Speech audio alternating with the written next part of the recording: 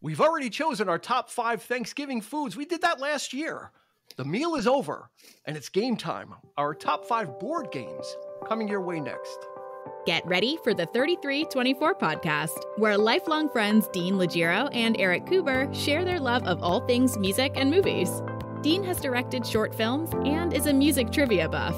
And Eric, trained in audio engineering, brings his extensive knowledge of music and film to the conversation as they discuss, debate, and celebrate their favorite albums, films, and much more. Welcome, friends, to the 3324 podcast. Moving off of the music and movies. We don't do it very often, Eric, but sometimes we do. We want to, it can't be always music and movies. We don't want people to think that that's all we ever do. Although that wouldn't be a bad life. Would not. No, that is all we ever do. I don't know. Maybe no comment. No comment. Okay. Yeah. Well, in case if you wanted to do more than just music and movies, we've got a great show ahead for you. A fun topic. Like I alluded to in the opening, last year we did a top 5 Thanksgiving dinners. We all assembled a dinner plate, which was quite fun. So I thought this year for our Thanksgiving episode, it'd be fun to, after the meal is over, right? Nick and Sean, usually football is a big thing on Thanksgiving, but not everybody likes football. Why would you not include me? I'm getting to you. No, but why would you just say Nick and Sean football as if women don't like football? Just out of a boy. This really feels like Thanksgiving dinner. We're getting to you. See, that's the vibe we're trying to create, right? We're trying to create that classic family. There you go. It's called opening up the conversation. This is really. We're trying to keep the real. That was for Nick or for Sean to go ahead and. Why wouldn't you ask me to pass you the gravy? Why do you? Because it goes clockwise. And it's Thanksgiving. Yeah. All the foods go clockwise. So you might be the first person, or you might be the last person to get stuff. And if you're the last, there's usually none left. So anyway, Christy, notwithstanding, that was going to be my intro to start to introducing our guests. But anyway, so yeah, football is a big thing on Thanksgiving. I think the Lions is the team that always plays on. There's always one team. I think it's the Lions or the Cowboys or one combination, right? They always play on Thanksgiving. Correct. But not everybody digs that, So we're here to offer some alternatives. If you've got a big family or you like to play some games, we're just going to throw up some of what our favorites are. And joining us for this is Ms. Christy Cuomo. How are you? I'm well. How are you? I'm doing better now that you've been introduced. She is here. Next up, Sean Grady. How are you? Sean Grady is the purveyor of drama from the past, and you can find them on Facebook, Instagram. In the lower Hudson Valley, they do a lot of great reenacting, but is now the kind of slow time for you in the winter to kind of, or do you go indoors? Hence the beard. So when the beard. Although I will be growing a beard for one of my shows and then shaving out the middle of the beard for some nice mutton chops. So that's I'm versatile. Are you doing Wolverine the musical? I've been told I look like Wolverine when I do that. Oh, yes, and I'll take it. I'll take Wolverine. Logan the musical. Exactly. Hence the your moniker there, Sean. I must break you. That's correct. What's that about? Because I play board games to win. I don't cheat. I will not cheat, but I will play to win. I don't give you a chance to win. It's not your turn to win. Oh yeah, no. I must cutthroat. I'm intense. I must break you. Yeah. I must break you. So Sean is with us. Great to have you, Sean. And of course, Mr. Nick Leshi, who has the City of Kick blog. Thank you. Entertainment. He writes about all things entertainment. He has no bounds, unlike us. We stay in a narrow lane. But Nick covers it. Whatever tickles his fancy, he goes ahead and scratches the itch and writes about it. So we'll be dropping a link to historical drama in there and to City of Kick blog. Those will both be in the show notes as well. Welcome aboard, Nick. Thank you so much. Nick is beardless, unlike beardless, Sean. smooth shaven, clean shaven. I do like have me. something growing, but you can't see it because it's stubble. We can see him. It's completely white. So yeah, like if it goes any longer, it'll be Santa. And we were just talking about the merits of it. Just need the wig and the hat, and you're all set. Yeah, okay. You could be like Ed Asner in Elf. as Santa. Okay, yeah. He was with the Rankin Bass Rudolph, the bald Santa, from Rudolph. Anyway, so we're here to talk about some board games and have some fun with it. Like I said, not everybody partakes in the football. Some people like to sleep after they've eaten. Sometimes, you've eaten so much that you just need to hit the couch and kind of grab a couple of Z's and recover, get ready for round 2 of dessert. Or some families, do you guys ever have like the second meal of leftovers on Thanksgiving? Like some families eat early, some families eat later in the day. So it depends on what your family did. Our family, we'd eat around 1 or 2 o'clock. So we'd eat dessert and then maybe some cold stuffing later. Has anybody done that? When I was young, when I was a kid, we'd maybe. Yeah. But then again, it seemed like every year we'd eat dinner later and later. So The first few years that I was married, we did like double dinners. We would do lunch at one family, then go have dinner at another, or go to have dessert. It was too much. So it's a marathon. It's a marathon. Or the other. Traditionally, no. We would just have dinner then dessert, and then if you like Eric, if you had a little bit a couple of spoons of cold stuffing or a turkey leg. But one year we went to. My brother was married and very Italian, and they would have like Sunday dinner, and then a few hours later was Thanksgiving. So it was 2 dinners, and it was just like So I was like, no one's hungry, but you have all this and that to me that's just overkill. You got to eat, right, Sean? It's like same thing, or. I like a turkey leg at the end of the night. Sometimes finish, the sweetness. I like to finish salty with something. That makes sense. Yeah. Oh, Sean did it to soothe his palate, not because he was a glutton like me. Sean, I agree with you 100% on that. My grandmother used to make good to end on soup. Sweet. Right. She would make homemade chicken soup for lunch while they were making dinner, Thanksgiving dinner. So we'd all sit around and have really nice chicken soup, and then you have to wait until like 5-6 o'clock to eat, but it was worth it. Cool. Absolutely. Sit around and so it's but it's just like a palate cleanser to I think as you get older you kind of get some wisdom, and it's like I don't need to eat all day just because it's there. Right. It used to be kind of just like a free-for-all. That's not wisdom. That's metabolism. A little bit of both. It could be biology. It could be psychology. It's true. It's one of the ologies. But as you get a little older, you're like, you can't do it anymore, right? It catches up with you, or you do get smarter about it. Be like, pick your battles so you can kind of don't have that feeling. But anyway, after you've had your first or second or third meal, depending on what you're doing. A lot of families will like to break out some board games. Some of us do, some of us don't. The list is here for you to choose from if you're looking for some ideas and you want to maybe bring a game or two with you and see what happens. Each one of us has selected our favorite games that we would like to play, Thanksgiving or otherwise. This is not strictly for use on Thanksgiving. Use this list wherever you want. If there's some really interesting stuff, we'll drop some links if you can get it on Amazon or something. It'll be fun. This way you've got some ideas. And if you've got any ideas of games you like to play during the holidays or anytime, drop it in, hit us up on Facebook or Instagram and let us know what you like to play too. It's a great conversation because I'm always looking for new things as well. So let's get the ball started. And we'll go with let's go with Christy first. So ladies first. Top 5 games that we like to play. This is a Thanksgiving edition, but it's good. This is a perennial list for whenever you need to pull it up. Go for it. Again, you're saying board games, but you did put in a little whatever games. A game. Whatever. So for me, nostalgic purposes, 500 card rummy. 500 card rummy. Rummy 5, yeah. Yeah, my nana. It's not 500 cards. It's called Rummy 500, right? Yeah, I know. I called it 500 card rummy, but I was a kid, so I certainly could have been saying it wrong. But my great grandmother, my nana, was a big card. She loved playing cards. So when people would go in the living room and watch sports, or typically pretend to watch sports and fall asleep, most of us, the kids and stuff, we'd be in the dining room, before dessert, and so 500 card rummy was what we would play.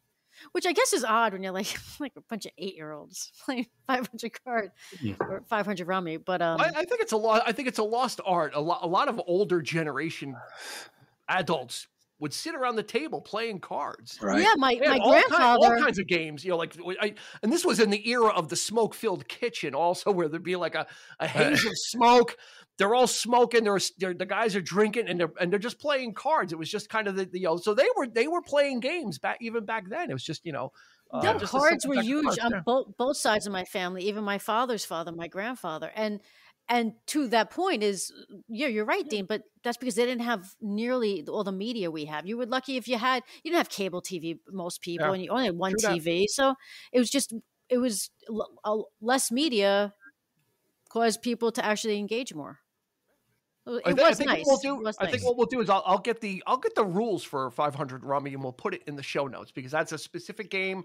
Might be a little bit obscure nowadays in the days of Texas Hold'em poker and all that other stuff.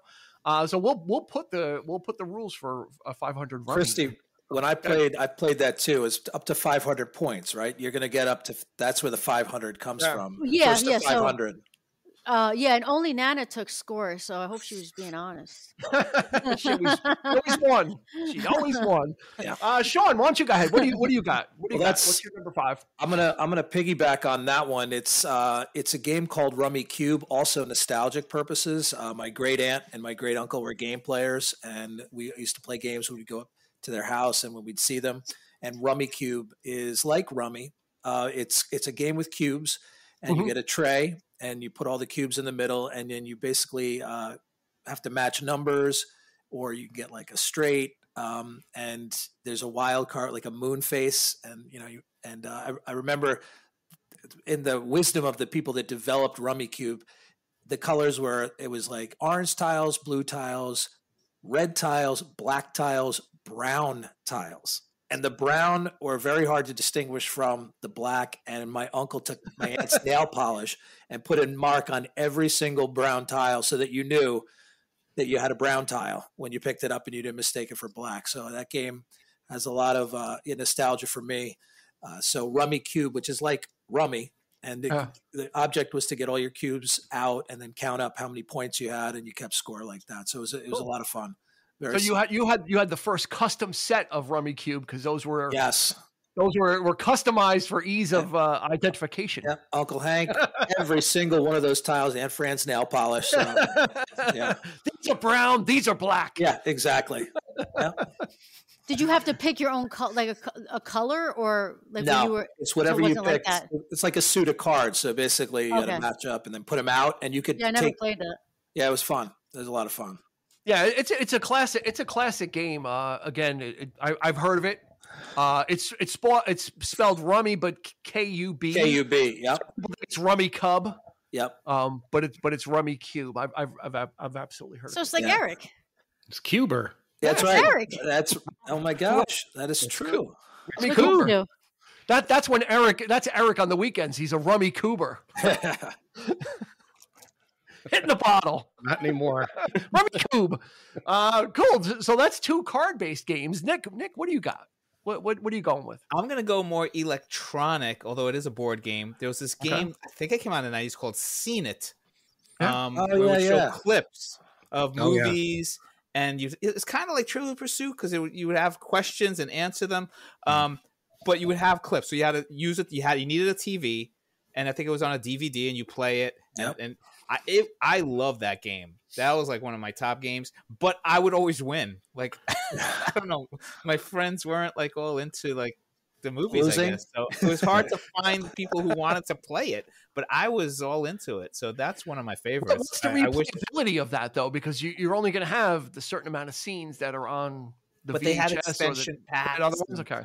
You still have it, Nick? You still have it? Is it in the garage? Yeah, because Sean wants to play you because you say you always win. You know, like I brought like Jenga, the stuff that I rejected, like long games. You know, that didn't stuff that my son told me, like artsy fartsy. You know, which is kind of like Pictionary for young kids, right? Isn't that what he calls you behind your back? Yeah. Oh, come on. Yeah, he does. Fartsy. But all the games that I played, they're like stored away somewhere because we haven't played them in a while. But Seen It is definitely on my top 5 list. So. That's a good choice. That's a great choice. Sean challenges you to a game. So I would love to play it. He'll destroy you.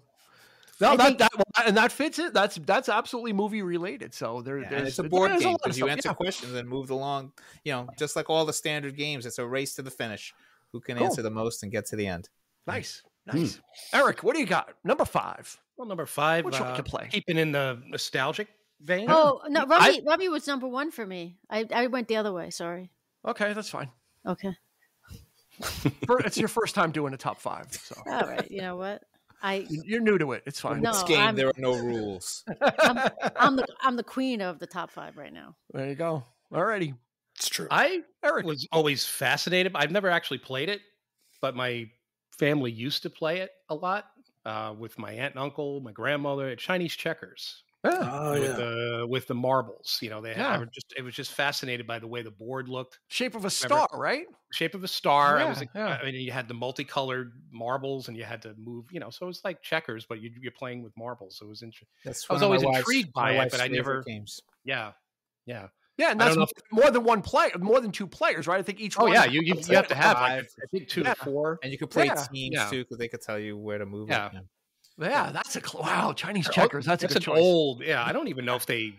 Oh, they do. Everything old is new. You can absolutely get a board of Chinese checkers. I wonder if they renamed it. Because is it appropriate to say that anymore? Well, I mean, I don't know. It still is. I don't think there's anything wrong with it. It's what it's called, and that's the game. And no, I think that's Chinese checkers is one of those. You hit it right in the head. The nostalgia factor of those kind of games that seems like everybody had, even if people didn't play them. Like there was a Chinese checkers in the closet. I think like Sean, my family, my mom was very competitive. So was my aunt. So the kids weren't even allowed to play, as I recall. It was cutthroat. It was serious business when they were playing. My grandfather, I just remembered that well. But it was never at Thanksgiving, but it was. But on a Saturday night or something. But we weren't even allowed to enter the room because things got serious. Like you lose a fucking marble. Oh, forget about it. You lose one.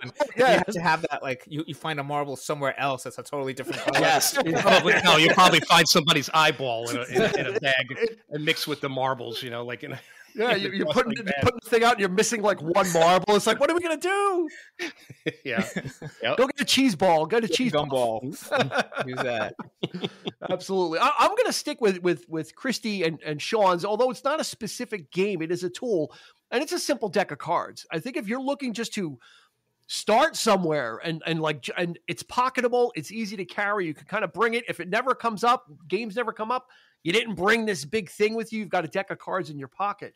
And like, Christy's playing Rummy 500, and there's so many games you can play with a simple deck of cards. From single player, you can play solitaire, 2 people, you could play war, you could play 21, Crazy Eights. There's so many different games that you could have fun with just a simple deck of cards. I think it's a nice starting point for people that are looking to maybe I want to try and just kind of introduce something to our family. Grab a deck of cards. They're cheap.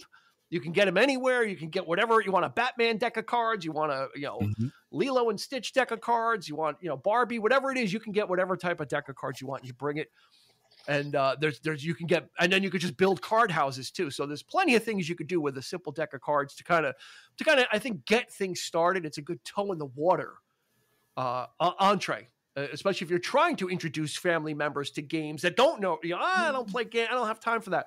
Let's just pull out a deck of cards. Oh yeah. Okay. Let's play, it's something that's really easy to kind of get things going with and dip it's casual. You could change it. It's not just one thing. It's like, we have to play. No, let's play a different game. Let's play a different game of cards. What's that? Who are you, Worm? No, it's just a simple deck of cards. Oh, I did a movie reference. Number 5. I know you did, and I just glossed over it.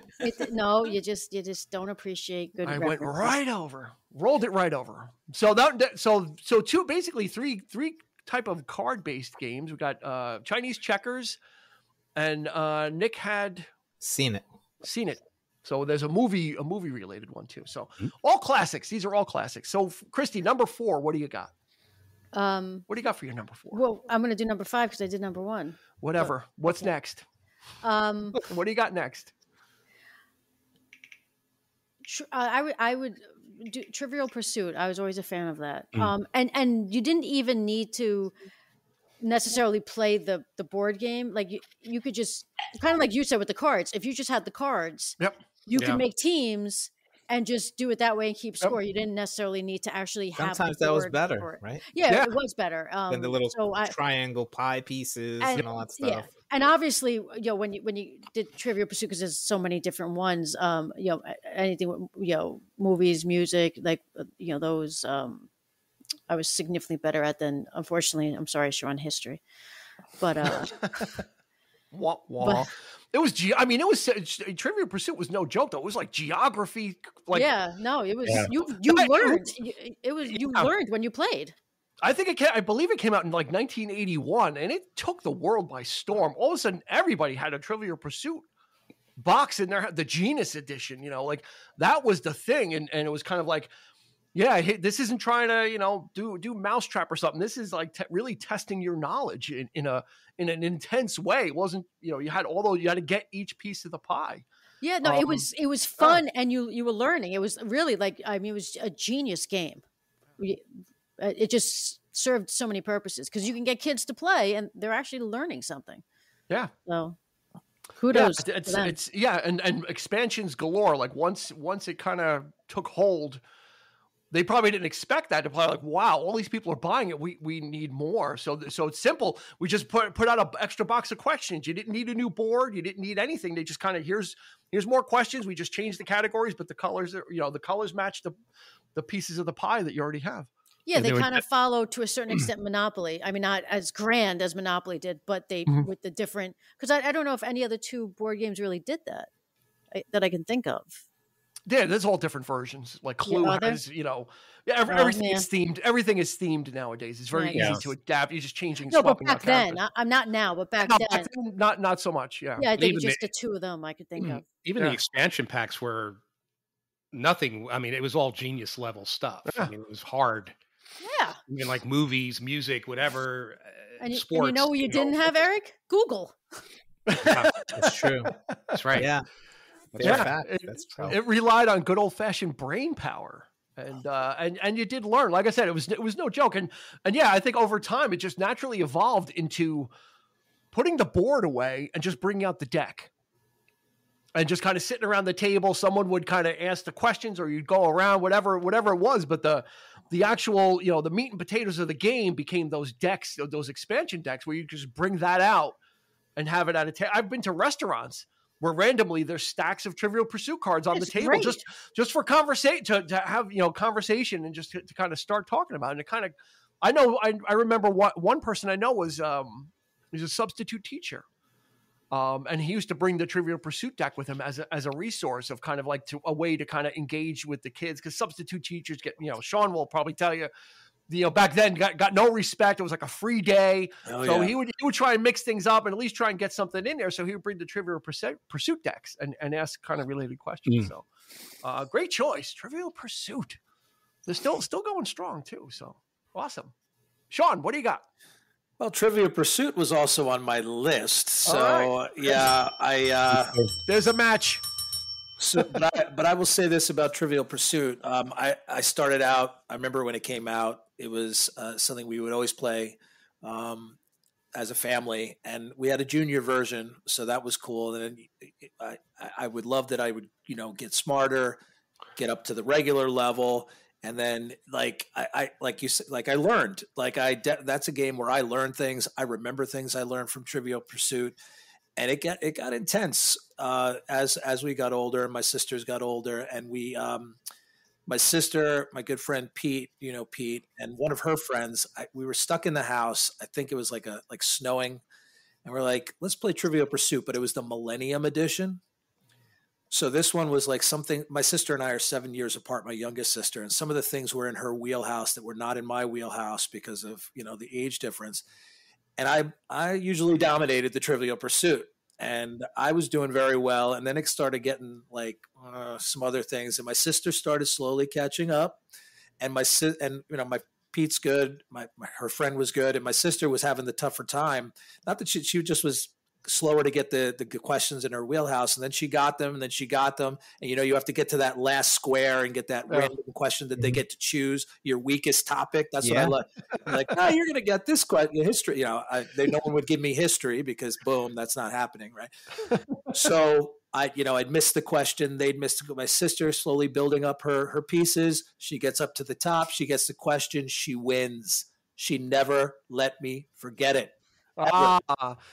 And now I understand why you must break people. Okay, I don't. Right, and I don't think we've never played since. Okay, so it's like we're talking like this is about 20 years now. So it's like she's got that over me, and she never, because she beat her friend who's very good. She beat my friend. She beat us all fair and square, and it was a luck of she did it. I picked her weak category. She nailed it. 7 years older or younger? Younger. So that's worse. Things I learned about Sean today. He can carry a 20-year grudge. Yeah. No, it's it's his wallet.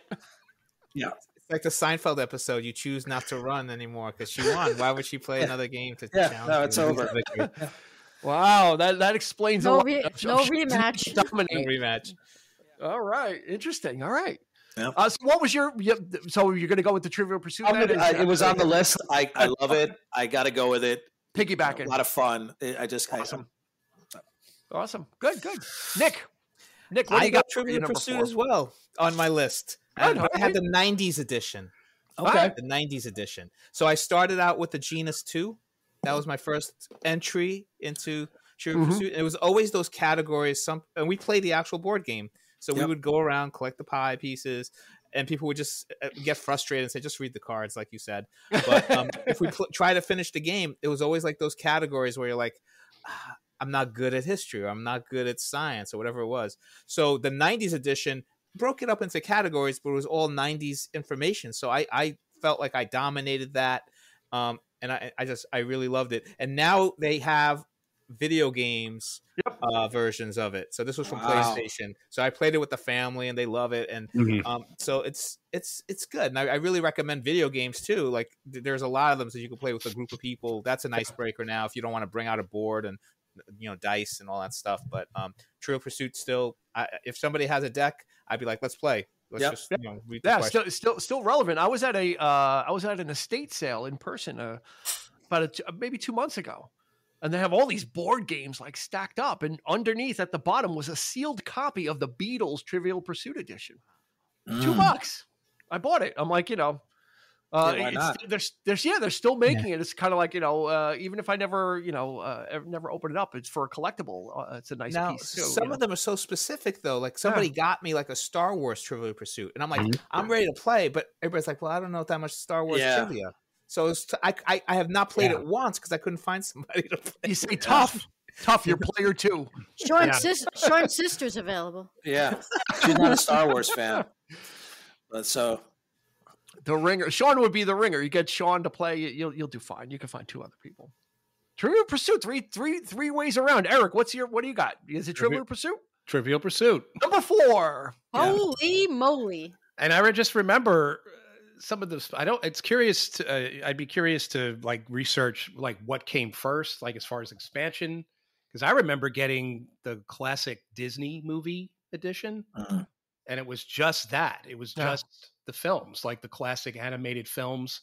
And then I had the Lord of the Rings edition, which was great. And like Nick, nobody knew that much about Lord of the Rings. And it wasn't just the films, it was also Tolkien. It was like they put a lot of the actual mythology in that as well, which I liked. It was really. I didn't know that much. I had read the books, but I didn't know half as much. But it was interesting. But of course, the films had just come out, so everybody kind of knew. At least baseline at least just enough to get a game going. I think those editions, specialized editions, can humble you because you think you're a huge fan, and all of a sudden you're like, I just got like 20 questions wrong. It's like I don't know as much as I thought I did. I mean, they really get deep. like the Star Wars one. Yeah, I mean, this just think about this. Someone has to research and write those questions. Yeah. Right. Like, great job. Like just think for like general Trivial Pursuit, right? They've got to do a geography, arts, sciences, whatever, blah blah blah. And then if you're gonna have something like a Lord of the Rings or a specialized one, you still need 20,000 or 10,000 questions, whatever it is. Yeah, you got to dig deep, and you really have to and it's got to be correct, right? Because you might run into the person that knows all this stuff. Yeah. Now you gotta appreciate that the amount of research that goes into making a Trivial Pursuit game as well. Now there's like a handful of wrong answers in all those decks. So you wonder if somebody was playing and got one of those wrong answers, and to this day now thinks that's the correct answer. It was in Trivial Pursuit. It must be right. That's right. That's like arguing with an encyclopedia, right? You don't ever say an encyclopedia is wrong. And Trivial Pursuit became that for us, right? It became like the de facto way to get knowledge and information. It's like, well, I learned this from Trivial Pursuit. I didn't know what the periodic table name for helium is or whatever, but it was in Trivial Pursuit. And then now we have Wikipedia. And Google and which could be updated by anybody. So don't trust Wikipedia. Don't trust Wikipedia. So I had a different game, but I think we're just going to go with Trivial Pursuit for number 4 all around, because it's just, I think it's a game. It's got that kind of stature, it seems. That it was one of those ones. If you're going to try Trivial Pursuit, if anybody's never played it before, it's going to be, no matter what edition, even if you like Sean said, if you pick an edition that you like, you're going to be challenged. You're gonna be put to the test, but it is a fun one. Note, if you do play the game, it'll probably take a while. So if you're looking for something that's short, Trivial Pursuit is not that. Trivial Pursuit can take a while. Like Sean said, it's a good snowed in day, or like if you're just stuck in the house and you're not going anywhere, it's a good it's a long game. Chess. It's almost like chess. You can leave it and come back to it. If you're playing it at a gathering or something, you could start it early and play, and then walk away from it, do some stuff, eat, and come back to it. It's not going to go anywhere. It's funny when you play with the board and you have the dice. Like, I've got it memorized. It's like you're on roll again, you get a 2, you got the wedge, or you go 5, you get the other wedge. 3, it's going to go back to roll again. Like, I knew, like, I'm like, come on, like, how do you not know? It's just move the piece, like, because it takes so. Wow. Yeah, you memorize what you need and move. The Rain Man of Trivial Pursuit. Oh yeah, no, I had it down because I was like, "Come on, let's go." Sean used to wear a gray video suit. Game. You can do the express version, so you could like narrow down how many pie pieces you're going for, narrow down the category. He's really pushing that video game version of it. 6 and the 7th question was random. When you hold that up, it looks like Simon. Remember? Yes, it does. A little push like Simon, yeah. It does look a little bit like Simon. Cool. That was number 4. Christy, what do you got for number 3 as you move closer to the camera so you're better centered? There you go. Number 3. Did you write anything down? No, I have them. They're not really in any particular order. Okay, that's fine. I was actually always a fan of the board game, and it's really a no-brainer, but Sorry. Do you remember Sorry? Yeah, of course. I liked Sorry. I just was a fan of that game. Sorry, slide the piece down and hit the person if they were on that last thing with the slide, and you'd slide down and they'd have to go back to their starting point. Right, that's a classic. I think that was Parker Brothers. It might have been. There was the big 3. It was like Parker Brothers, Milton Bradley, and Hasbro were like the 3 big. Board game titans of the time. Like if it wasn't from one of those, maybe Mattel or maybe some other one, but Hasbro, Parker Brothers, and Milton Bradley were the 3 big ones. So Sorry is another easy one. You pick your color. It's a roll and move game pretty much. You roll the dice and you move, and then you do whatever, if you land on a space and it tells you to do something, you do it. Yeah, like I just remember being very young, and you can grasp like as you're being introduced to board games after Candyland and Chutes and Ladders, after like those types of games, when you're getting into more adult games, like that was a nice transitional game from the kid games. So it's just, again, another nostalgic type of pick for me. Good. Cool. Sorry. Sean, what do you got? I'm going to go this one. I'm going to go Pictionary. Pictionary is another one that we battle in my family, and I'm going to Sean's house for a holiday. Yeah, me and my sister, the one that beat me in Trivial Pursuit, we would always like to be on the same team because we could draw well, we can kind of get each other, and basically it's fun. Like you draw things, it's like, what is that? Looks nothing like that. Like, how could you do that? Like, no, like, how do you not see that? Like, what is that? Like, and like other people, and like just kind of like really doing well and kind of piling on and moving through the board. People are still in the back, still trying to get off the one square they have. So I have a lot of good memories of playing Pictionary, a lot of intense Pictionary games. They wouldn't want my sister and I to be on the same team because it wouldn't be fair. So it's like, working with somebody else is difficult. It's like, but so it was a lot of fun. Sean, did you ever see We're the Millers? I've heard. That's the one with Jennifer Aniston and Jason Sudeikis. So there's a Pictionary. Yeah. So there's a Pictionary scene. Well, now I'm gonna have to watch it. The movie's hysterical, but watch the Pictionary. Is that the one with? Was that the one where the movie was Crash? Because I was gonna say there's a scene in a movie where they're playing Pictionary and it was just all lines on the thing, and the guy's like, it's the movie Crash. Oh. No. This was he drew. How did you not get that? And they're like. It was just a whole bunch of lines. I think it was a skateboard he drew, but it was like obscene things were being yelled out that I won't say on the podcast. But what it looked like phallic type things. But it's actually a very funny movie. If any of you have right, Eric, it's hysterical. I laugh every time I see it. So you know what I'm talking about. Eric, I love Jason Sudeikis. He's fantastic. Yeah. Me and Kelly are big fans of him. So. Yeah, I'm a huge fan of his. Yeah. All right, Pictionary, and then watch We're the Millers. Okay. And then play Pictionary. After you've played Pictionary. To get the not so clean, the NSFW version of Pictionary. Like I said, there was one I'm thinking of where they were yelling out stuff and they were, Pirates of the Caribbean or whatever. It was just all these lines and they kept on dotting the thing. Maybe that was, do you remember Game Night with Jason Bateman? No, it wasn't that. Because they played, they play? They might have played something like that in there. I'll have to remember. Anyway, moving on. I'm sorry, I'm going to say one more. It was another Jennifer Aniston movie, the one with Vince Vaughn, Breaking Up. Might have been that one. It's one of the two. Yeah. I think so. I didn't know it would come up Pictionary, so I should have researched. But anyway, moving on. Mr. Nick Leshi, the professor of gaming. Now, if you play Pictionary, I think you got to use the big drawing board, though. That's win, lose, or draw. That's win, lose, or draw. Yeah, but still, I think you need for party.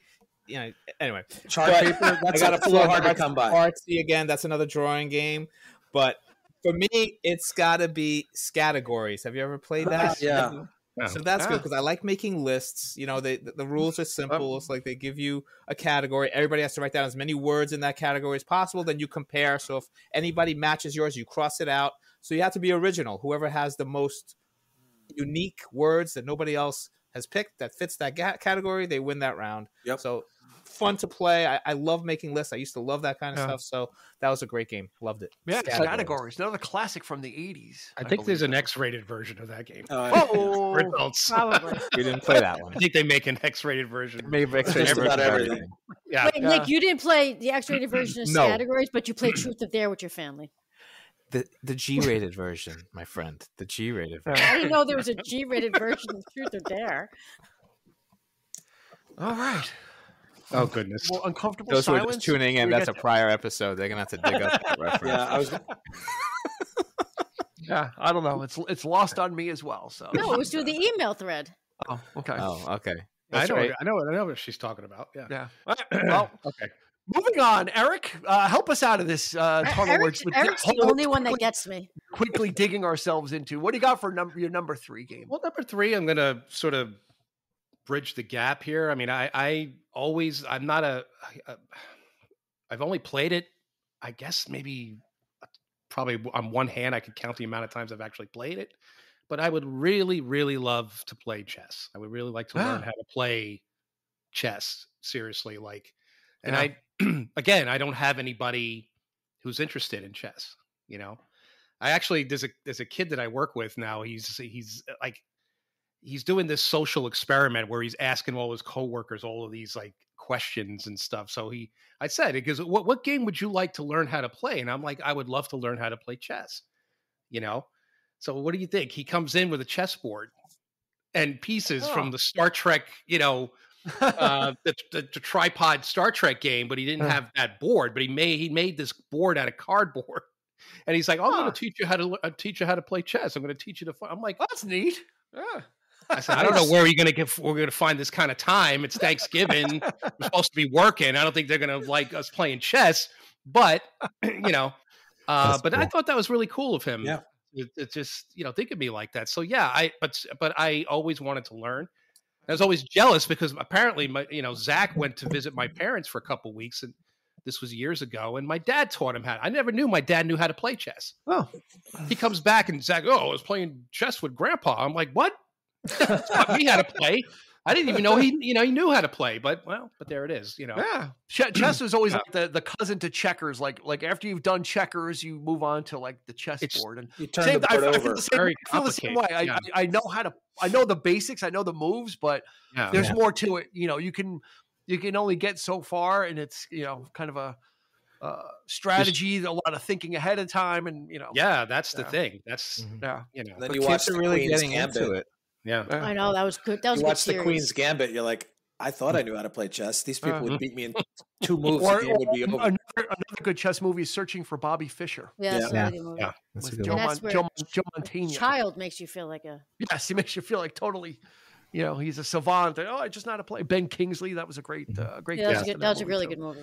We were talking about spin-offs though, like even chess. My kids have like a Harry Potter chess set, and so the Civil War chess set from the 80s. Remember that commercial? Yes, Sean. The Civil War chess set. The Bradford Exchange. Like Dean, our friend John, right? John Cruz. He had bought this thing. It was like a table.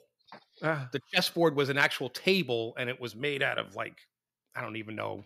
It was like marble, and it was so specific. It was wasn't it like the knights? It wasn't King Arthur. No, it was the Indian. Egyptian? Like it was. They mentioned it in Temple of Doom, where it was the British when the British, the British invaded India, and they took, tried to take, and it was the mutiny of 1857 or something like that, and it was that specific was the board. It was the Indian fighters, and then you had the British soldiers, and that was it. It was like, what?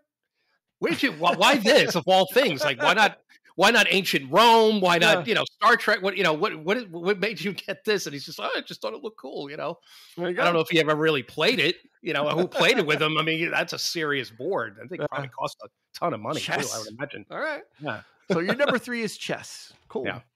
My number 3 comes from 1956, Milton Bradley. A game of chance and strategy. Yahtzee. Oh, look at that. Yeah. Yahtzee, an easy game to pull out and play. It's kind of a cousin to playing cards, because basically what you're doing is you're completing hands. Like poker hands, 3 of a kind, full house, all the ones. So there's a dice rolling element of luck, but then strategy of figuring out, well, what are you gonna what hand are you gonna go for? It comes with a pad so you can keep score. Again, easy to kind of pass around. It does get a little annoying when you just hear the shaking of the dice in the can.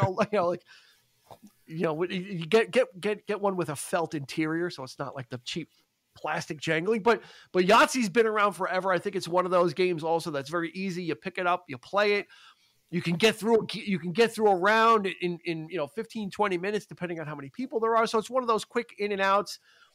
You don't need specific knowledge like Trivial Pursuit. So if you just want something that's, again, like kind of an easy breezy game, I think Yahtzee is one of those ones that's kind of been there in everybody's toy closet or game closet at one point or another. It's and it's one I always go back to because it's so easy to pick up and play, and everybody kind of, again, even if someone forgot or doesn't know, it's visual. They show you what the dice hands should be or what you're going for, and you go for it, and you put a little strategy in, and if you get a Yahtzee, you get all 5 of the same, you yell Yahtzee, and you get yourself some extra points there. So my number 3 is Yahtzee from 1956. Class. Milton Bradley.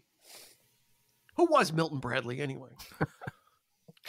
Did he actually like games, or was he just a businessman in it for the money? Wonka of board games. Yeah, I don't know. We it's just one guy? I thought it was two guys. No, is it Milton Bradley, or is Milton Bradley a guy? Is it? No, I think Eric's right. I think it's two people. Milton / Bradley. And Nick, you might remember Milton Bradley played for the Indians in the 90s. With the baseball players. Oh, wow. Yeah, Milton Bradley was his name. That's so funny. There we go. All right. I think it's like Eric said, though. I think it's like Ringling Brothers, Barnum and Bailey. I think you got different game makers that combined their name and created an empire. So, yep. I'm sorry. He's one person, Milton Bradley. He was? There we go. I think Eric almost did it on his birthday. He was born November 8th of 1836 and died May 30th of 1911. Wow. Yeah. All right. See that? It was one dude, Milton Bradley. That was a Trivial Pursuit question right there. He was married and had no children. So board games seemed the way to go. Yeah. Wow. Kind of creepy then.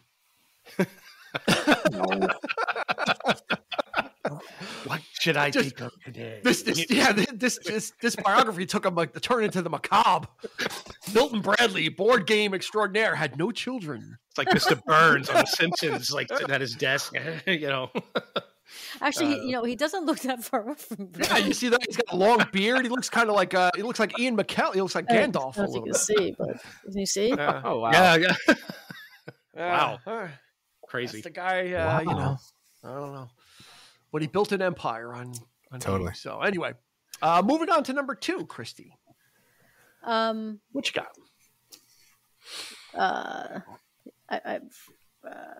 He looks a little bit like Christian Bale could play him in a movie. Similar to Eric's pick of chess, but I did play this a lot. Backgammon. I really for a very long stretch of years during my youth loved.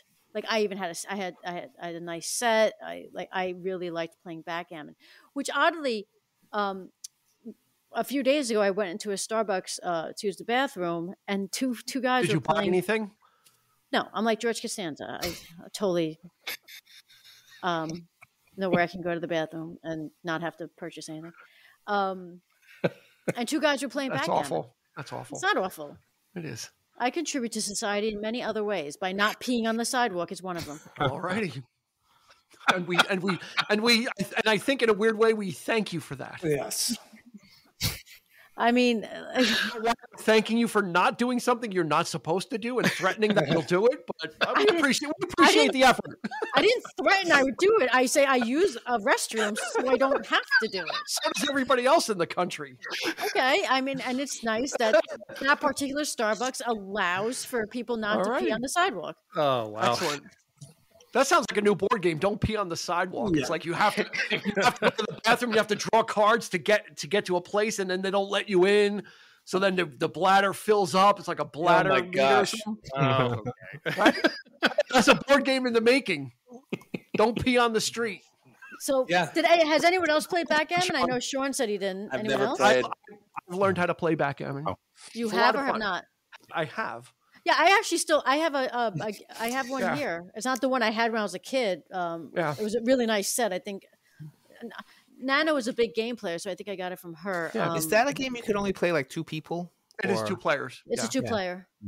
Yeah, very much akin to chess in its strategy. One-on-one, right? Yeah, and very strategic oriented. You have to kind of think of where you want your pieces to move. Because there was a time when they were selling these like small airplane versions, right? Yeah. You could bring it with you when you're traveling and just play with the person next to you. Yeah. I think that would be creepy too if you're on a plane. So like, do you want to play some Yahtzee? Very much like chess, you can play by yourself if you're going to be honest with the moves. Yeah. If you're actually going to play each side interesting to win. Isn't that the game where you, instead of taking the piece away, you turn it over? It's like black. No, that's Othello. That's Othello. Okay. Backgammon is you have like white and black or black chips. Yeah, and you have to get all your white chips to the other side, to the black side. Okay. And they're going the opposite direction, so you're kind of passing each other. You're trying to block them, but you're trying to get your pieces over. So there's some strategy. It's an interesting game. It's almost it's got the points on the board, like those long, triangular points on the board. It's almost like a very complex tic-tac-toe, right? You're just trying to block them from their moves. Yeah, while making your move also. So backgammon, that's a classic, and it's God, I wonder how it's probably pretty old. I'm sure. I'm sure it's probably as old as Milton Bradley with no children. That's it. I think it's His father Atticus Bradley invented backgammon. He too had no children. Well, okay. Hence Milton. Yeah, that didn't make sense. Anyway, Sean, what do you got for number 2? My number 2 is a game that I really enjoy. Again, I'm really competitive. This is a game that I guess I came to later as an adult, Taboo. Oh yeah, familiar with Taboo? Yeah, you get from the 80s also, or early 90s. You get a word or person, and you can't say 4 or 5 things, and the person sitting next to you with the buzzer, like and you got you do as many as you can in a minute. And we would have some intense battles with we would go up to this place in the Catskills, Nature's Classroom in Silver Bay, New York, and we'd have some downtime. And at night, the kids would be in their bunks, and the teachers would go in the lounge, and we would play intense games of Taboo. And I was really competitive. Me and another woman were like battling it out. And sometimes you can get negatives, which has happened to me only once. And then when I met my wife, she loved Taboo. So we would have Taboo. And sometimes we'd be on the same team, and we realized that us on the same team, we dominate too much. So then we change teams, and then we're very competitive. And it's, the buzzer is like, it's like, it's really intense if you say the word. And I feel like everybody that uses the buzzer as an electric shaver, as a joke, they go, as before the game, and without fail, somebody always does it. And even it's fun to see when I play other people that they do it too. Like, it's, I guess it's something that just inherent to Taboo. It's like you can't help but think it's an electric razor when you use it. Mm-hmm. So it's competitive, it's intense, it's fun. Just cards and a buzzer and a pad keeping score, and you decide what you want to go up to, and it's a lot of fun. And like a kind of like categories. It's kind of like a quick thinking game. Yeah, like a lot of those games are kind of like you gotta like kind of be quick, quick on your feet. You don't have a lot of time, or you gotta answer before someone else does. That was if you don't get the right person on your team, you're dead. Oh, it's done. Sean will kill you. Yeah. Sean, I'm curious. You have 2 girls. Do you play board games with them? We do. Oh, and how's that go? We do. Candyland. I don't let them win, but you gotta teach them, right? Wow, Nick. Can't make it easy on them. I'm not saying let them win. One day they will beat you, and then they earned it. Yes, the Princess Cupcake game. I couldn't beat them for the long, and it's just luck. But like they've beaten me all the time. And then when I play them in other games, I'm like, it's my turn now. And Sean threw out the Princess Cupcake game the next day. Yeah, Dad, let's play Princess Cupcake. We don't have that game. I don't know. Somebody ate them. Yeah, the cards are gone. I'm sorry. Yeah. What was it in Billy Madison? What was the name of the family? Not Don of what? You're going down. O'Doyle rules. O'Doyle, you're going down. Yeah. O'Doyle rules. Yeah. So Taboo.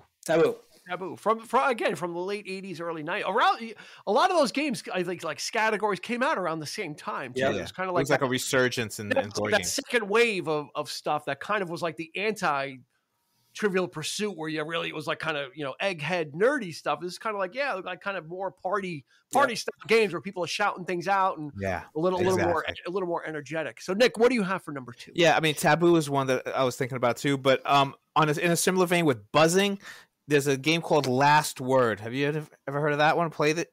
Oh. Where they give you a word. They give you a category, and you have to come up with words, like you shout out. The last person before the buzzer goes off gets the point.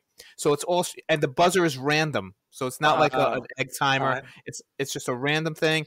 So you after a while you start figuring it out, and you're like, okay, I have two words in my head. I gotta strategically, when do I shout it?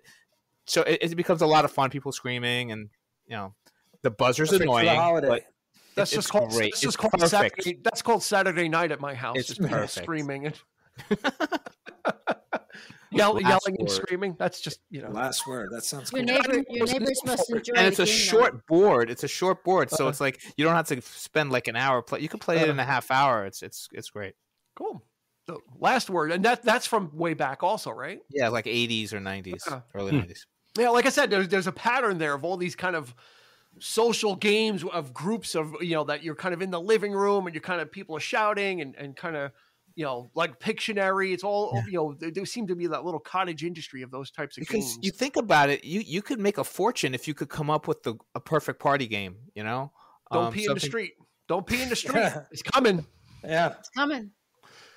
We're gonna. You know what? Let's get a patent on that one. I also don't have children, and I'm inventing a game. We're gonna put it on Kickstarter. Don't pee in the street. Coming soon. Truth or Dare, the family edition. It's a bestseller. I'm telling you. Eric, number 2. What do you got? Clue. Hey. Oh, there's a classic for the ages. Yeah, that's a great one. Yeah. That's a great one. I actually have somebody got me a Rear Window game. Ooh. Yeah. But it's kind of like a take on Clue. It's a little bit more complex. I played it once and it was like, I don't really like this game very much. I prefer the traditional Clue. But yeah, I always loved that game. I played it as a kid. Yeah, it's a good game. So that's one of the games that are too complicated to learn how to play. If something has too many rules, too many, you can't do that at a party. You can't cards, just jump in and play.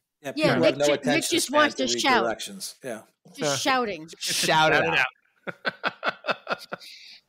Nick wants the game of yelling.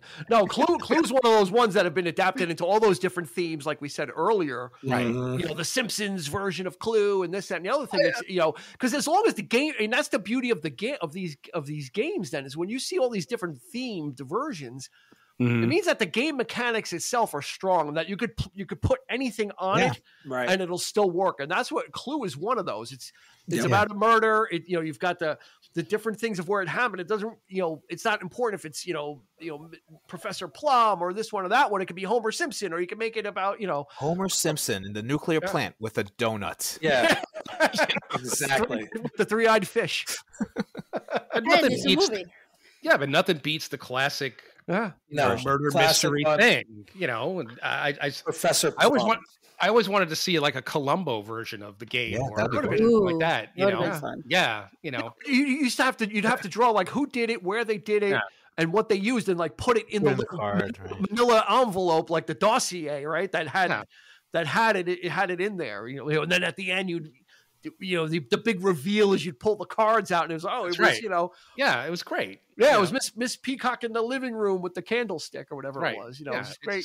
This is white. And just great game mechanics. Like I said, can transcend and you can kind of put anything you want on it. It almost makes you want to read too, for some weird reason. Like me and my cousin used to play it a lot, so we would always want to read like a good murder mystery book after playing the game. Because it's so fascinating how it's structured, so you just kind of like Clue, classic. And the movie version, I like the movie version, brilliant. With the 4 alternate endings, you didn't know what you were going to see in the theater. Yep, that was classic. Tim Curry. Poor Tim Curry. Yeah, poor Tim Curry. My number 2 is going to be a very obscure game. It's relatively recent. You can still get it, but I've kind of gotten into this kick of small games, literally small in size, and this one is called Mintworks, and it comes it looks like an Altoids tin. Wow! Right? It comes in a tin, and literally the game is inside the tin. So again, it's very pocketable, and it's very easy to play. And you could just kind of bring this with you and kind of pull it out. And basically, it's what's called a worker placement game. So basically, you set up the board with all these different cards, and each person gets their workers, which are basically in the shape of mints. It's like you get like a bag of mints. They look like little mints, but these are your guys. These are your workers, and you place them on different areas of the board, and then you get more mints back as they do things. Like Molly. It could be Molly.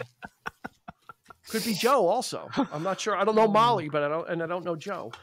But Mintworks is available. This was a runaway hit when it came out, I think in 2017. The company has made all different like kind of sequels to it. This kind of started these small games that have great gameplay, but can be taken anywhere. They don't take up a lot of space. So kind of Mintworks is a great one. There's a single player version of this too. So you can just pull that out. They kind of give you some cards of like what the other AI players are and how they move. And it's easy to pick up and learn, and it's a lot of fun. And it's called Mintworks, and it comes in a great, really cool tin also. So from a collector's piece too, it's just nice to have. Doesn't take up a lot of room. I don't know what you're going to do for food to survive in the when the apocalypse comes, Dean. But you're going to be you're going to be prepared for gaming, though, man. All these little pocket games of yours. Are you going to? Oh, let's play. Let's get. What we'll do is we'll play Mintworks for food, and then I'll win, and then someone will have to go chop wood for me, and I won't have to do it. It'll be like Survivor. We'll have to play the games. There you go. Who will survive? Only Mintworks will decide the winner. All right, we're at our number one, but they're in no particular order. But for numbering's sake, we're at our number one. Christy, what do you got for number one? Well, I'm gonna pick this one because kind of like 5 Card Rummy and Trivial Pursuit, it's a bigger group oriented, so it's more family oriented, and I do feel bad about picking this because I know it's going to be on someone else's list. Oh, I know it's coming. It's going to be Monopoly. Oh, yeah. Oh. Just because, again, it's like I always had to be the shoe when I was with the family, or the iron, I think I had the iron all the time. But again, again, a nostalgic type of game. I'm sorry, Dean. But you could have a lot of fun with it. And talk about if you want to be cutthroat, Sean, there you go. If you want to, That's a good cutthroat game. There's no better game to really stick it to them if you're doing well. Yeah, you can definitely. But it's a very fun family game, and it's another one that can go a long time. So it can last a long time. So it's Monopoly you got to settle in for. It's not going to end in 15 minutes. Yeah, much like Trivial Pursuit, they started having all these themed ones, which you didn't have to really know anything, unlike Trivial Pursuit, to play them, just appreciate it. But yeah, Monopoly's a good family or group of friends game where you can have a lot of fun with it, assuming you're not playing with Sean. Which leads to win. Is that your number one? No, I thought she said something else, so it's good. It's not my number one. You didn't know it was coming? I didn't know it was coming. I was like, okay. Yeah, no, Monopoly, invented in 1935 by Parker Brothers. Again, one of those ones up to 8 players, but you don't need them all.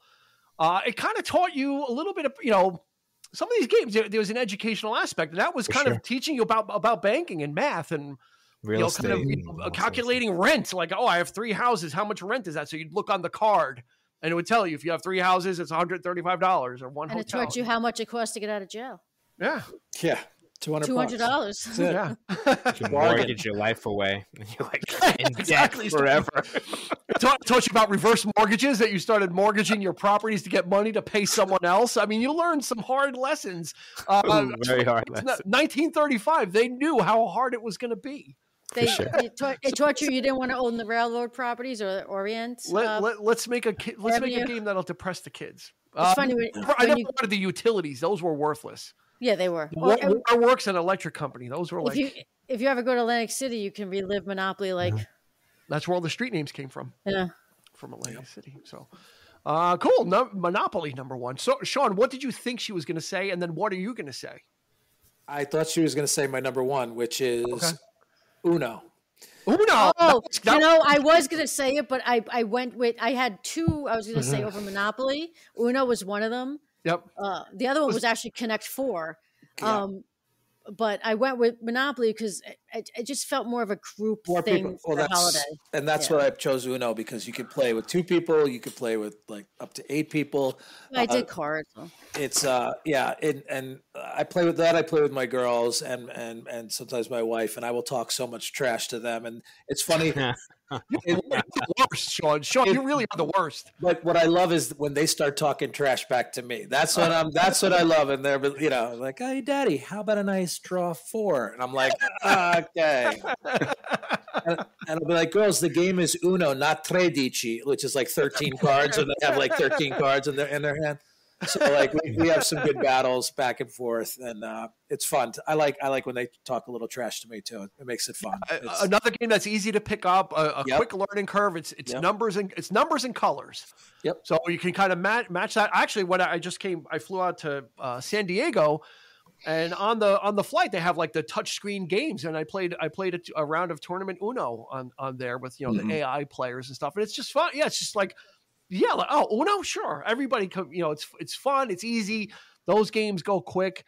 Or it could go on forever too. Yeah, like you think it's over, and then it's gonna another half hour. Yeah, no, it could go on pretty long. Flip the deck and shuffle. Yeah, you flip them again. Yeah, especially if you have 2 cards left, and you put down a card that you could choose the color, then you're like yellow, and they're like, well, obviously you have yellow, so we're gonna make sure that you don't get yellow. By the time it gets to you, we're gonna change it. Like, so there's some of those obvious things. So there is some strategy, there's some luck, and there's some planning. And and you could create your own some house rules. You can alter a little bit if you want. To mix it up a little bit. So it's Uno's a fun game. So one of Sean's house rules is if one of his daughters loses, they have to mow the lawn. That's house right. Rules. House rules. Hey, you beat me, there's going to be a price.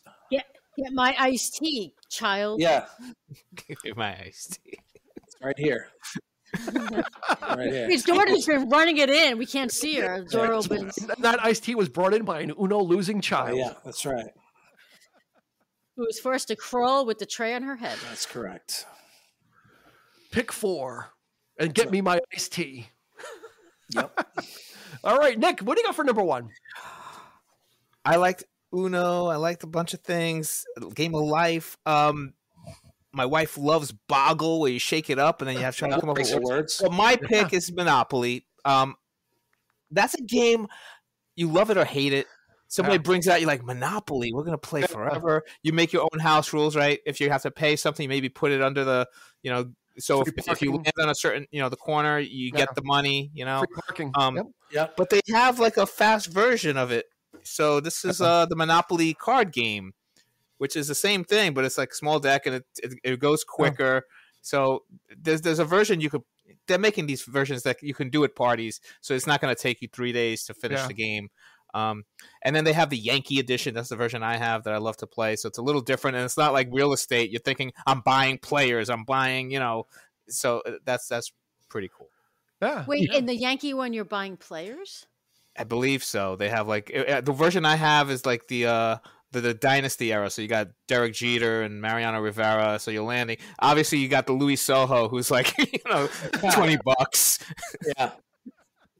And then you go to like Derek Jeter, and that's like Boardwalk, So who's Boardwalk? Jeter? That's Jeter, probably. Yeah. Jeter and Mantle, maybe. I would love to have the classic Yankees one with Babe Ruth and everything. This was like the specific '90s dynasty, so those players from that. Yep. Cool. Did John Wetland make it? I don't remember. That was early. Come on! I just wooed you, didn't I? John Wetland. That was a good one. That's right. You pulled that right out. When Rivera was the setup man. For setup Wetland. man. Yeah, in '96. Talking baseball now. This is my forte. All right, so that's 2 Monopolies so far. Eric, we gonna make it 3? Nope. What you got? What my favorite game, Parcheesi. Ooh, yeah. You want to talk about cutthroat? Yes, yeah. From the very first roll, that's all you are. That's the entire game right there. Is who you're going to send home to win. Yeah, it's like I guess the more adult version of Sorry. Yes, I guess they're kind of similar in that sense. My mom was like, we used to have battles, and she was nobody more competitive than she was with that game. She loved that game so, but yeah, that's probably my favorite. I taught it, to my kids. They loved it. It's just one of those games where it's just it's exciting, So it's simple. It's a simple layout, but it gets you right to the point, right? And Dean, you mentioned, I think you mentioned, shaking the thing with Yahtzee. I mean, you could tell who's getting pissed off when in Parcheesi when you shaking the hands like and it's and it's like just slamming the dice on the table, But yeah, because you get a good run going, right? And then all of a sudden you get sent home. You're like, oh, because you're counting along with the person that's moving, and you're thinking, oh shit, are they gonna see that? Or are they not gonna see that? And it's just you're constantly.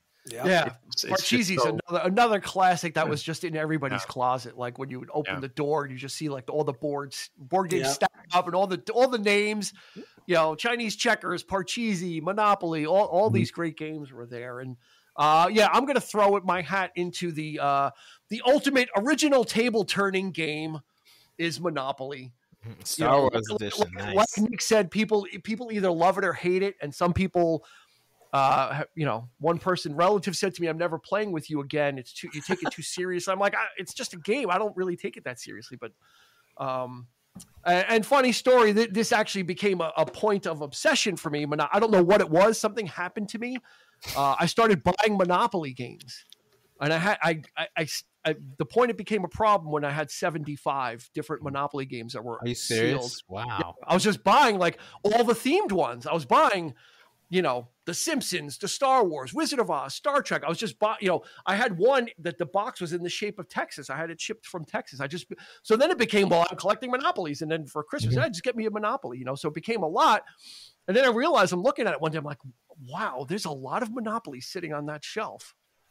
Like that I'm never going to do it. Like, what am I doing? So I sold them all. Like I kept like 3 or 4 that are actually worth that are collectible. I have a wooden version called the Heirloom Edition. Very nice. I have a sealed Wizard of Oz one, which was an original from way back. That's worth something. But it's one of those games. It is a love it or hate it game. It's people that don't want to settle in and play it, or people that let's kind of go through it and play. And so it's kind of it's become more popular just because of all the themed ones. Now people buy it. Yeah. Oh, Super Mario, I'm going to get the Nintendo one. I don't know if people actually play it anymore. They just buy it. It's a staple. It's a standard. Do they buy it because it's like the Super Mario, and I collect Super Mario, and do people actually open them anymore? I'm not sure. And do people finish the game once if they do start it? Yeah. I mean, I think I've finished the actual game maybe once or twice in my life, but I played it like countless times. It is long, and that was from Parker Brothers. There's 155 versions of what's called the vanilla version, meaning just Monopoly, unbranded, Monopoly. Wow. There's over 1,000 themed versions. So there's a lot, so like I said, that is trying that broadens the audience, right? It appeals to people. Oh, I love Pokemon. Get the Pokemon Monopoly then, right? Yeah. So there is some marketing there of trying to reach people where they live, right? People might not buy a regular Monopoly game, but they'd buy the Super Mario one, or they buy the Lord of the Rings one, just as a collectible to have it. So maybe the game never even gets opened, but Parker Brothers is selling them still. Like there's you can go to Target, you can go to any toy store, and you'll see at least 6 or 7 different versions nowadays. And there's talk of turning it into a movie. Really? They want to. Yeah. Oh wow. It's one of those, like now every game they think can be turned into a movie. I've heard, but that's kind of old though, isn't it, Nick? I've heard that I've been hearing that for years. That's what I'm saying. I've been hearing that forever. Well, here's the saying every time that died with Wilfred Brimley. No, I was going to say Charles Durning is dead, so we can't have a Mr. Monopoly. It'll probably be like Robert Downey Jr. He will be the Monopoly guy. Pick somebody. Just Doolittle with gray hair. Anybody who you want, the Monopoly guy these days, right? It doesn't matter. Anybody. Yeah, I wouldn't want to see that into a movie though. What's the movie about? What's it about? But like I said, at this point, remember they made a movie. Didn't they make a movie out of Battleship where they're going? Yes, they did. Yeah, they did. Which would be? I think it's just the name Monopoly. I think it depends. People were mocking Barbie. They were like, "That's not going to be a good movie," and that turned into a blockbuster. But that's not really. Barbie doesn't have a story. Barbie's a doll that they, she doesn't have a specific thing. Monopoly is a specific thing. Like, what? It have to be like Wall Street, the movie. I'm just a messenger. Wall Street is like Monopoly, basically.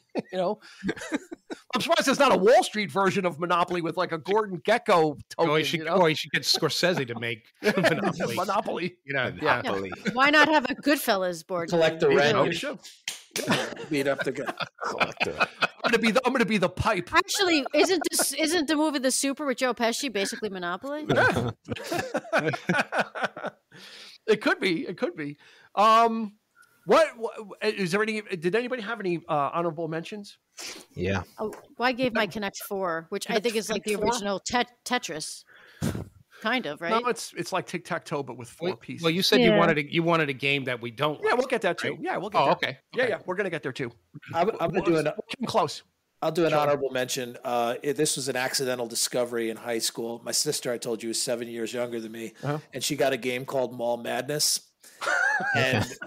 and I was like, all right, I'll play with you. Like I was like a senior in high school or junior, and me and my friend were like, all right, we'll play with you. And we're like, this game's kind of fun. And next thing you know, like we get home from school and the game would be there. I'm like, you want to play a game of Mall Madness? And we would play Mall Madness. It was like sales at the shoe store. You had a credit card. You had to go to all the stores and buy things and get things on sale. And we had the greatest time playing it without my sister. It was like competitive. We'd be playing Mall Madness without my sister. And she'd come home like, I want to play. I'm like, we're still in the middle of this game. We'll play with you in a second. So it was a lot of fun. You're a fun brother. I am. Come on, I played the Mall Mad. I learned how to play with her. Sean, was there a chess king in the Mall Madness? Yes, there should have been. There was a chess king in my mall growing up. Yes, but not in. There should have been one in Mall Madness. If I could make a game, it would be Jefferson Valley Mall Madness. That would be good. All the store. I think that would do. There was a Suncoast in Jefferson Valley Mall. There was. Yes, there was. Right next to the movie theater. Sean, Nick, what do you got? You have an honorable mention that honorable mention Operation. Remember that? Ooh, good one. That's great. That's fun. Your hands are all shaking after all that food that you've eaten, you know. Fingers. Take out the bone, and the sound. You think you're really getting electrocuted. So was it safe? Was that safe? You got a little bit of a shock, right? Yeah, you could get a shock from that. You can get a shock from the old one, probably not the new. Yeah. My daughters have the new one. It's like this thin, the new one, and it's like it's just like it's better when you could really get electrocuted. No, I remember getting a little bit of like a the voltage was a little bit higher. Yeah, you were like, I don't want to hit the side. There's more machinery in the Now it's like kind of a morbid game. You got to take out the brain, take out the heart. Yeah. The guy didn't look too healthy anyway. He's kind of overweight. And in the old game, the doctor has a pipe in his mouth, and he's smoking somebody's got a pipe in their mouth in the old game. He was alcoholic. He had a red bulbous nose. Yes. Yeah, basically. Liver damage. I would take a couple of belts before I'd operate on him to steady my hand. You couldn't get the liver out because it was enlarged. Yeah. Pencil's the hardest one. I play with my daughters. I can't get the pencil out. It's impossible. Yeah, it's hard. Who eats a pencil? Oh. Eric, did you have an honorable mention? Well, I'm probably going to go with Battleship. Yeah, Battleship's good. My Battleship. Yep. And then they made the electronic version. Yeah, I remember that one. Because you could cheat with sound effects in Battleship. Well, not really. Just on trust, it's like you could kind of cheat. Yeah. If you're that kind of person, it is. If you're that kind of scumbag, Nick, then you could always play by this mirror. Say the electronic version overcame that. You can't cheat then. Eric, didn't Battleship you had to put the light in, right? Look like Christmas lights. So you had to put them in the board. No, that's right. That's light bright. No, but no, you're right. No, not light bright. The pegs. No. It's the pegs. You're right. Yeah, it's the pegs. It's the pegs. And you could tell if somebody was cheating because you would record your misses too. So if like they move their piece and you're like, wait a second. They did make it a big. I remember like a more elaborate version where there's almost like a sonar. Thing. Where you could see the light and it would go like this, and it would tell you. It would tell you if you hit. Yeah. My brothers played it a lot. I will tell you to this day, I will say, you sunk my battleship. There you go. Great marketing. It was a great. Great. And just think about like back in that era, you would just see commercial after commercial on Saturday mornings for these things, right? So even if you didn't have them, you felt like you had them. Because you would see, or you go to the library and you'd play them at the library. The library would have a closet full of games, the local library. So it's definitely a bygone era. And simple, not complicated. Like a lot of these new games, they try to overcomplicate it. You don't need something like that. Yeah, which leads me to my honorable mention. And it's not a game, but it's a company that makes games. And I'll put a link in the show notes. They're called Button Shy Games. and they make games that are wallet sized. So all these games are very small. They're like a wallet. But what their thing is, Eric's shaking his head. is what their thing is with Button Shy Games is the game can only have 18 cards. Like that's the trick. So whoever develops a game, it has to be on 18 cards. So it could be double sided. But they're really innovative. They're interesting games. You know, one is like a horse race. It's called Mint Julep. And they're just great pocketable games that you can bring on vacation with you. They're quick. They're easy to set up. They're easy to learn. Like Nick said, there's not a ton of rules, and it's really ingenious. I love supporting like an independent company like this because they really work with these developers to do this. And the games are like $8 or $9, and you kind of get something sent to you. They'll make a couple of expansions for a couple of bucks more. But like I said, their credo and their rule is the game has to be only 18 cards.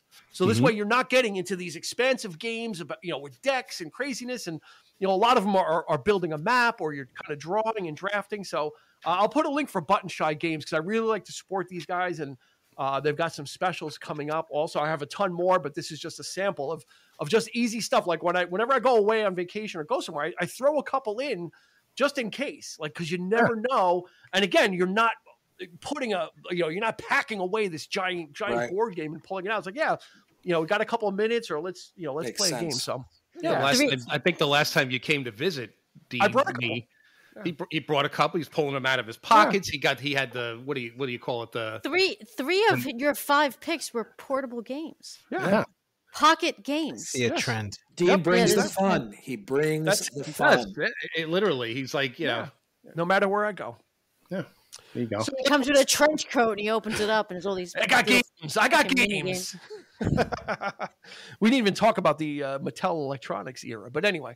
So let's talk about what game is there a game that you hated to play or did not want to get involved with?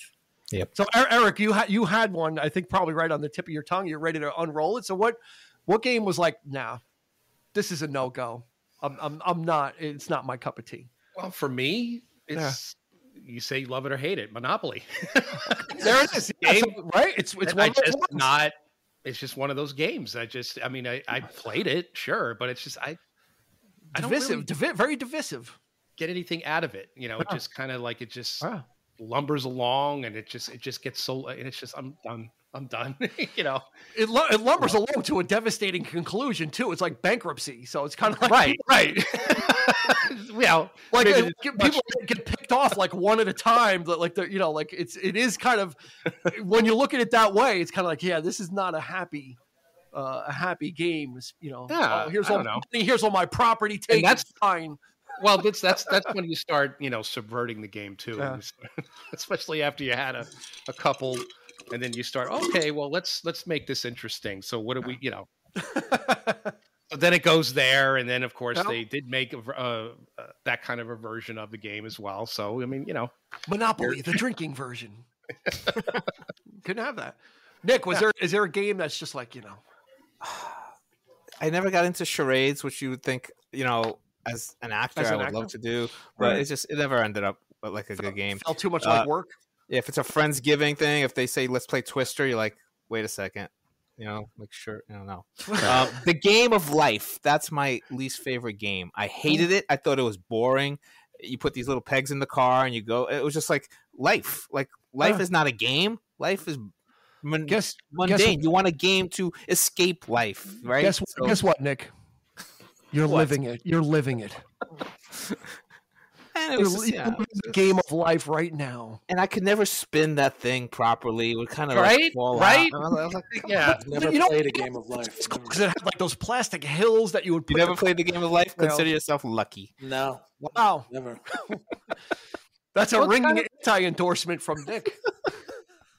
Well, I kind of feel that's the thing to say about Monopoly too, right? It's part of, you know, you got to pay bills, you got this, you know, so it's So, am I working or am I having a good time? What's going on? Right? Yeah, I got to buy life insurance. You pay my electric bill? Why is this? Actually, you guys may have made me hate Monopoly. I'm not sure. You draw the card, like pay each player $50 for repairs. Yeah, it's like it's like real life. You know? When somebody said it, I don't know who said it first, Nick or Dean. You know, and said you either love it or hate it. I was like biting my tongue. I was like, oh, I'm not going to say anything. I'm going to hold. Hated it. Sean, what game do you just not? What is it? I mean, I enjoy lots of games. I would say there's games I haven't played that I don't have any desire, like Dungeons and Dragons. I don't know if that counts as a board game. Yeah, it does. It's board game, card game. I mean, doesn't do anything for me as far as I know. People love it. A lot of those RPG. Yeah, a lot of those RPG. But if we're talking board game, like Risk is something that with all those little squares, I never played a game of Risk. Risk was going to be Risk is a game that I want to like. I want to love it.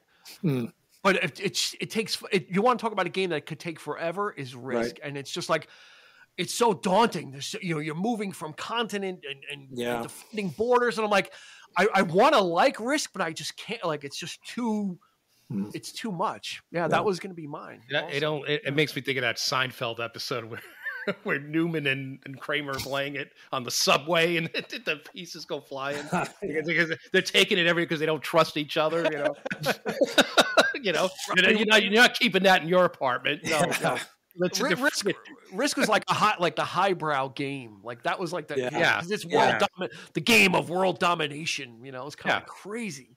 Christy, game that you love to hate or I didn't have anything but since it was said and he did it to me so many times, I'm going to piggyback on Sean. Okay. Dungeons and Dragons is not a game I would ever have an interest in playing. It's just not my thing. Yeah. Did you ever play Dungeons? I used to play it a lot as a kid. And I have friends who have turned it into a business. It's really resurging now. Yeah. I tried playing it and I it takes commitment. And it's you either love it or hate it, like a lot of you have said about a lot of the other games. But it really is popular right now. It's really especially during the lockdown. I think a lot of people got back into it, and the last movie about it was a lot of fun. So Chris Pine, got to bring it back to the movies. Our friends at Cast Party, have a podcast that you can listen to where they play and they play D&D. They actually play D&D, but they perform the characters and they perform the story.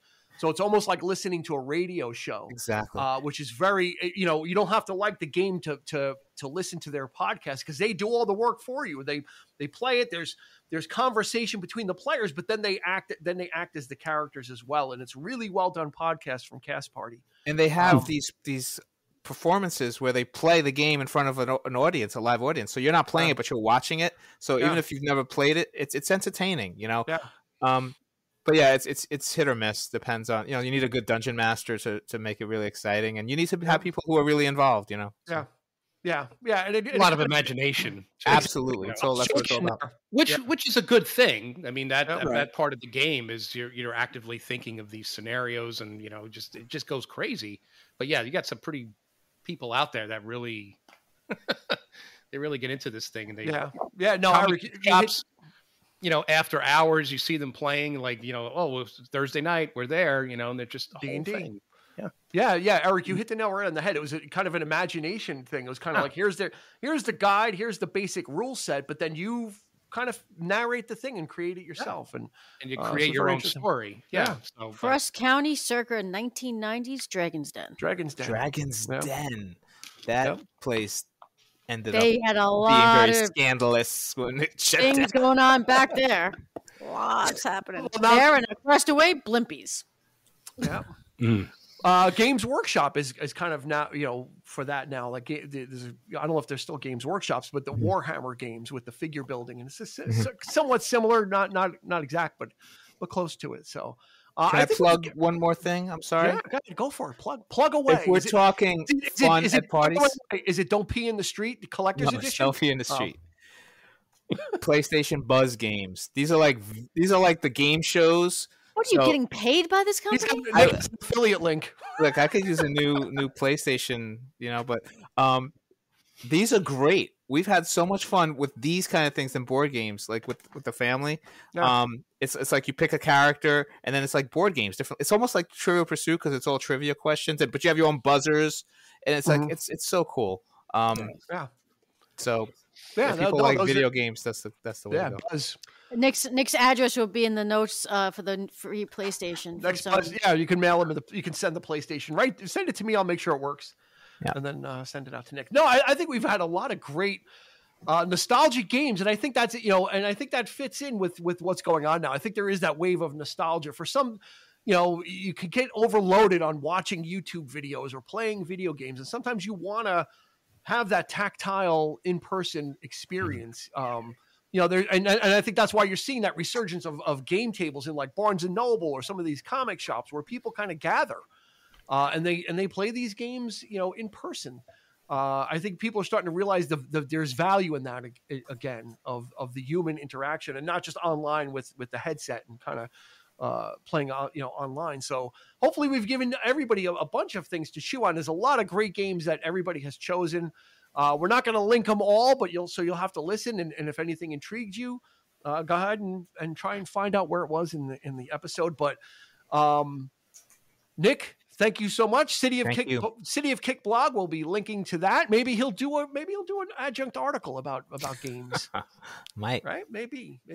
Sean Grady, sir, thank you so much. Drama from the Past is his gig, going dormant for the summer, hunkering down like the troops during the Revolutionary War, and then he will resume his spring campaign quite soon. So we look forward to seeing more from that. Christy Cuomo, as always, thank you so much. Thank you for attending and giving us some of your great picks as well. Yeah, I loved hearing what everybody's. And I think the award goes to Eric for the classics. I think Eric gets the classics award with Chinese checkers and Parcheesi. I mean, those are games those are games, like I said, that you would see when you would open the door to the closet. I have Chinese checkers. Yeah, I think his picks were kind of like the ones that kind of really kind of brought me back to like, oh wow, like it smells like mothballs, and you're pulling them out, and the board is like yellow and ripped on the ends. The box is split. Yeah, they're split. The sides are split. But that's the great thing about games like that is it is a tactile experience. You're setting up the board. You're putting the cards where they go. You're getting the pieces out. There is something to that, and I think that's what people are starting to realize, that there's that. Especially children that grew up in the digital age, that there's this whole other thing that they kind of have missed, and it's kind of a sad thing. But I'm glad that we're able to bring the list to people and maybe give them some ideas. Again, is it timely for Thanksgiving? Absolutely. But you can play these games, holidays, whenever, or set up a board game night. Those are popular things in libraries and local clubs. Sure. We're going to put out a bunch of board games. People show up and they pick what they want and have a good time with it. So that's going to do it for this episode of the 3324 podcast. You can find us on Facebook and Instagram. We've got a great group of people there going on. So, and there's a whole bunch of other episodes you can check out about movies, music, and a whole bunch of great guests that we have on those episodes as well. So go ahead and have at it, dig in, and pick something else that you like. And then the best thing you can do for us is share it as well. Let other people know.